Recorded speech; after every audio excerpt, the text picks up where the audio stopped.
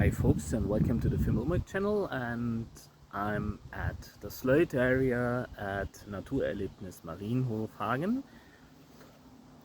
I'm working on, or I have worked on the Slöjd area here, but got cramps in my hand, so I decided to take a little break and to show you something.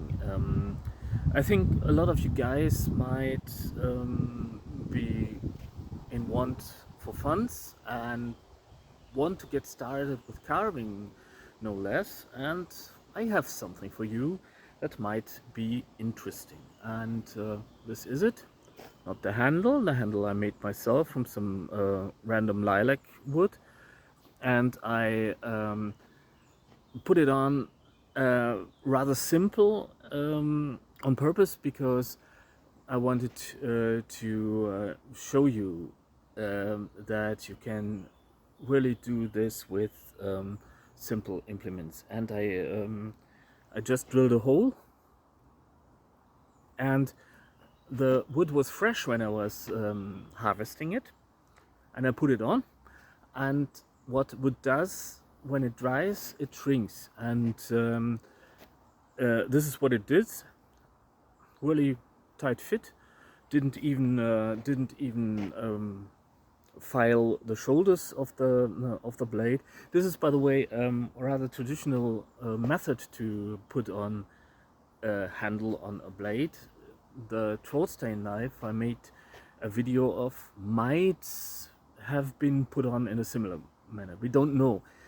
We just can't see on the X-ray whether there is any residue of glue or pitch or something. So it might have been put on in a similar manner. If you haven't already, the video is somewhere down there, so you need to scroll a little bit. And well, what I want to say is that this blade cost me, I think, €8.50. And it is a Laurin Metalli blade. It is made from ATC RV2, has a claimed Rockwell hardness of 59 HRC, and since the blades are automatically tempered with the help of robots, I think there's a high probability that this is also true. It comes with a Scandi grind,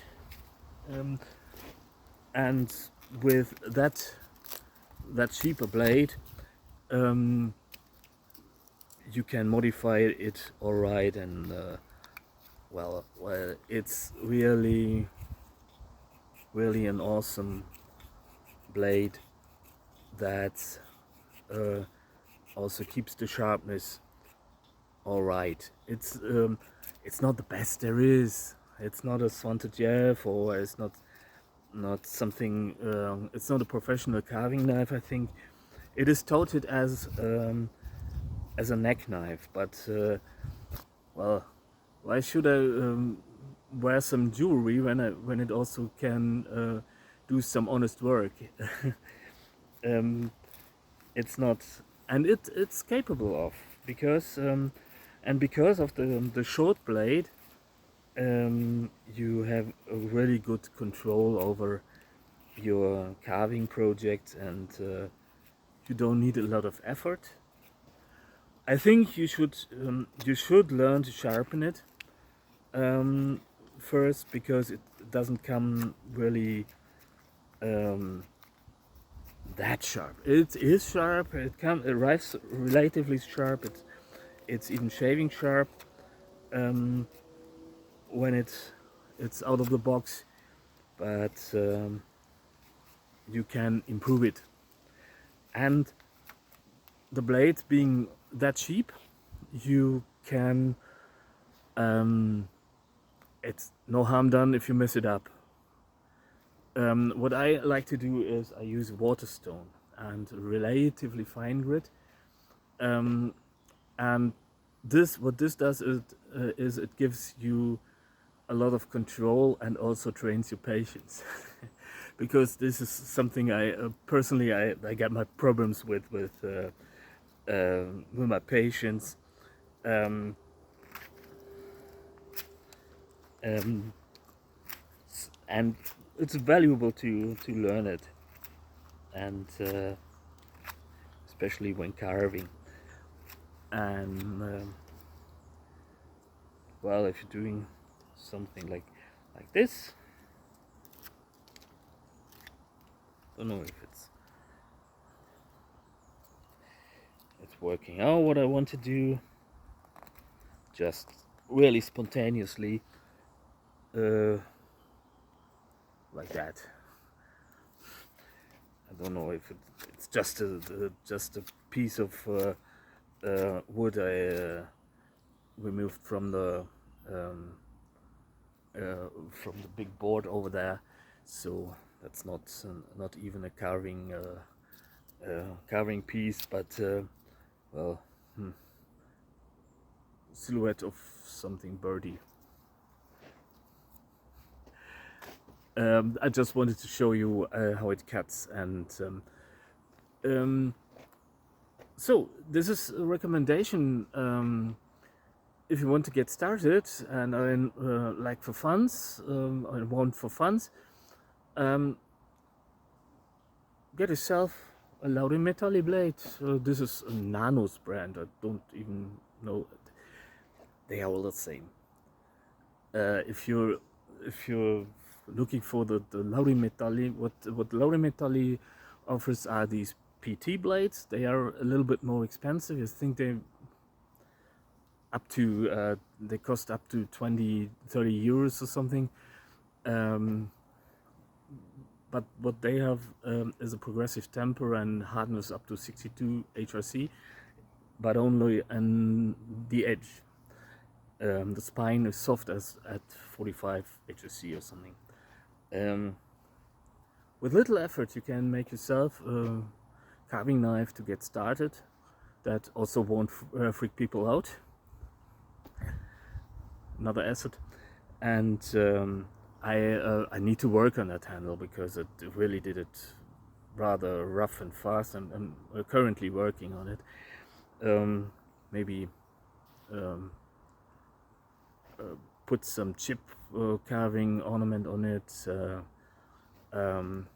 but actually I'm not too much ashamed of it,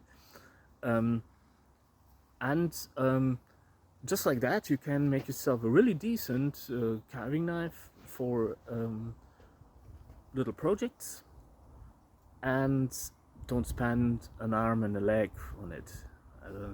And this is really great for detail carving. You can use it just like a pencil. Short blade gives you a lot of control, and it is just 45 millimeters or something. Didn't measure, but it's around. I get my meter here, so we can measure it. It's actually 52 millimeters, which is perfectly okay for small carving projects, for whittling a comfort bird or something, or a little sculpture, or a cute little bear or something. You might want to go over to the Maker Experience channel on YouTube. It offers a lot of great tutorials for beginners, and really fun tutorials that actually offer you a quick progress, quick success, and I think that's really great teacher. So go over and make yourself a little carving knife and just get started. It's good for your mental health, and this is something I really want to promote, because times being as they are, a lot of including myself, a lot of people suffer from mental health issues. get depressed, and you know what? You're right. It's people tell you that, go to therapy, and that's a good thing. I'm not saying you don't need therapy or something, and you don't need some happy pills or something if you are. But if you get depression, this might be, you must evaluate this, and you must be really honest to yourself why it is that you have depressions. But if it is because the world's going to shit, or the world is going to shit, and that's the sign that you are healthy. It's not the sign that you are the madman. The world actually is going to shit, and it is scientifically proven. So what to do? Obviously, therapy is a good thing. You can go to therapy and talk to some guy who's really professional and who can offer a professional perspective, and that's never a bad thing. That's not what I'm saying. But sometimes you just need to get your mind off things. You need to forget about your misery, or making ends meet, and something. And if you go into the woods, that's one step, because the woods they don't demand anything from you apart of not being completely dumb. And if you halfway stick to the rules, then you will never have a problem in the woods. The other thing is, if you go to the woods, and that happens to me a lot of times, and you sit on the stump, and the thoughts come, and then someone's going up there for the same reasons, I think. And the thing is, if you focus on something like carving, it gets your mind off things, and it gets you into a positive mood. And if you get some success, it's a dopamine thing. That's not demanding for instant satisfaction. You need to be in a process that's creating something, and the dopamine will kick in only after you did this. And this is something that's also important, that you don't get instant gratification, but the process in itself is gratification. And so carving is good for you, is what I'm saying. And it helps me a lot in order to keep my sanity and to keep my mind off things, to be able to cope with the challenges. I'm not saying forget the challenges, stand up to your challenges. You need to. I don't say, well, call it quits altogether. That's not what I'm saying. But it is a momentary escape to get your mind off things, and this is good for one's sanity. And as I said, if you are struggling, don't hesitate. Try to get therapy. Talk to someone, but you can also complement that with things like this: sharp and pointy objects. I think one or the other psychologists will now get rather mad at me.